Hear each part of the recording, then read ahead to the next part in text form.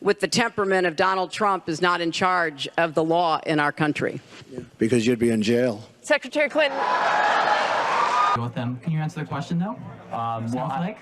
I hope that Answer the question, Snowflake. I hope Trump wins. Kamala might win. I already agree with you. I don't know why you keep arguing. What I'm arguing to you is I'm asking you, how does the commander-in-chief use the military to ask me? Identify as perhaps the sex I So was why born can't as. I identify? Okay, why can't I identify? Over 35,000. So Oh, yeah. it was. What about the other 15,000? Please allow her to respond. She didn't talk while you talked. But the point I'm trying to make, So you accept that?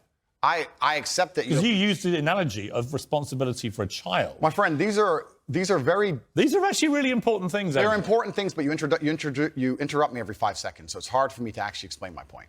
The being in the cells. No, it's not about. No, I'm I know, speaking. I'm speaking. we're both- No, I'm we're both speaking. clumps No, of I'm cells. speaking. Hello, people of the world. Today I wanted to dive into something we've all experienced: interruptions.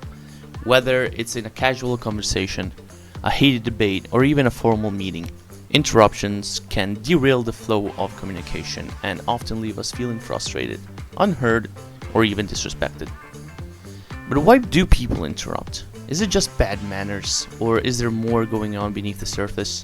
In this video, I will explore the psychology of interruptions, why they happen, and why they're often so irritating.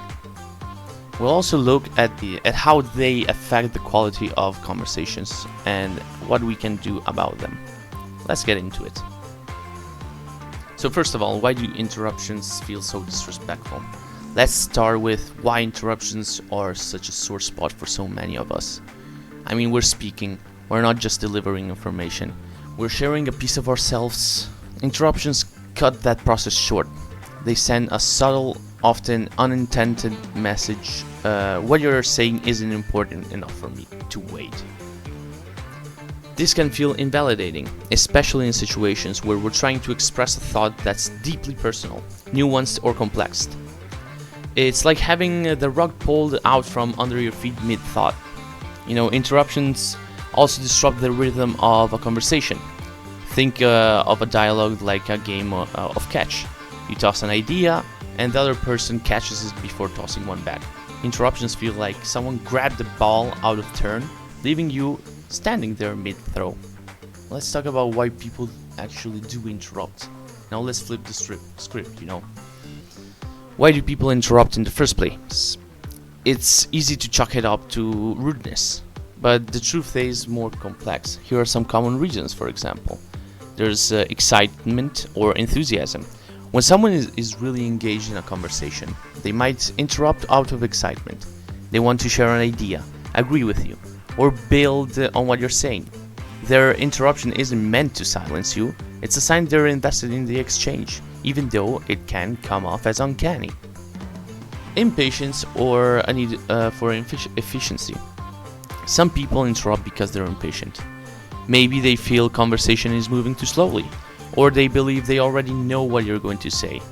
How many times did it happen to you guys that someone just interrupts you and says, "I already know what you're gonna say"? This is especially common in fast-paced environments or high-stress situations. A desire to assert control, perhaps. In debates or power struggles, interruptions can be a way to dominate the conversation. By cutting someone off, the interrupter takes control of the narrative and ensures their voice is heard. This often happens in discussions with significant power dynamics at play. There's also the fact of anxiety or fear of forgetting. Here's a reason that's often overlooked. Some interruptions come from a place of anxiety. The person might worry they'll forget the point if they don't blurt it out immediately. It's not about disrespecting you, it's about their own internal struggle.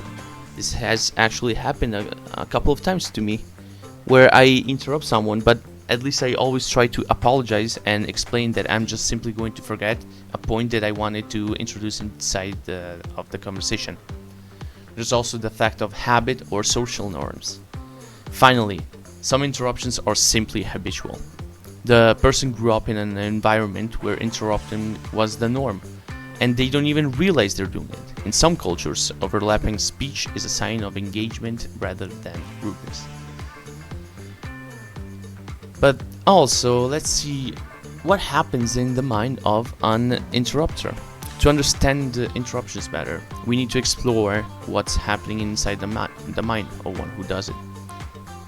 First, let's talk about processing speed. People process information at different rates.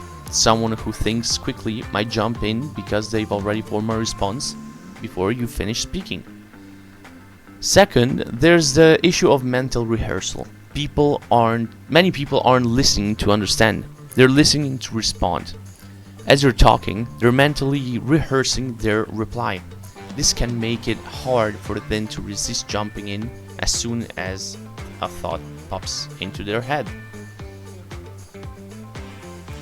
And then there's emotional arousal. If a conversation is heated or emotionally charged, the interrupter might feel an urgent need to speak up, either to defend themselves or to make a point they feel strongly about. This is less about logic and more about impulse. But what kind of impact do interruptions have on conversation? Let's see how it affects the quality of the conversation. They stifle expression. Interruptions often prevent people from fully articulating their thoughts.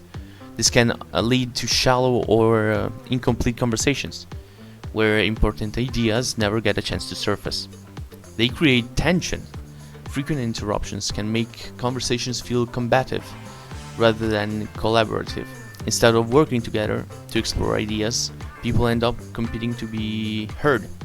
A lot of times when people just simply interrupt, that can be a catalyst for a beginning where you start having a negative idea of someone that was usually your friend, but he tends to interrupt so many times that you simply just start viewing him in a different light. When people usually burst out of anger, it's a lot of small things put together that makes you angry at someone. And interruption as a whole is one of those things. So how can we reduce interruptions? So how do we tackle this issue? How can we have a conversation that is more respectful and productive? For interrupters, what you can say to them is practice active listening. Focus on understanding, not just responding. Pause and reflect. Before jumping in, ask yourself, is this the right time to speak? Or simply take notes, or mental notes. If you're afraid of forgetting your point, just write it down, and then you can talk about it later. While if you're getting interrupted, you should probably start to try at least to assert yourself. Politely say, let me finish my thought, or I'll get to that in a moment. That also depends on what type of conversation you're having. If you are talking with a friend, if it's a dear friend and he keeps interrupting you, just tell him, fuck you, man, I'm talking. There's no point in talking if you're just simply not going to listen to what I have to say. In a cordial environment, then you probably should choose your words more carefully.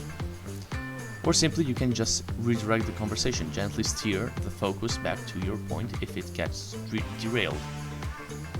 Also, it's quite important, depending on what type of conversation you're planning to have, to just simply set some ground rules. For example, in group settings, agree on norms like one person speaks at a time, or take turns if it's one-on-one. Interruptions are a natural part of human interaction, but they can also be a major barrier to effective communication. By understanding why they happen and how to navigate them, we can create conversations that are not just respectful, but truly meaningful. What do you think? Have you ever struggled with interruptions, either the interrupter or the interrupted? Let me know in the comments below. And if you found this video insightful, don't forget to like, share, and subscribe for more deep dives of videos of this type. And yeah, this is my first video, and I'm generally going to be happy if I get at least 50 views. Goodbye, everyone.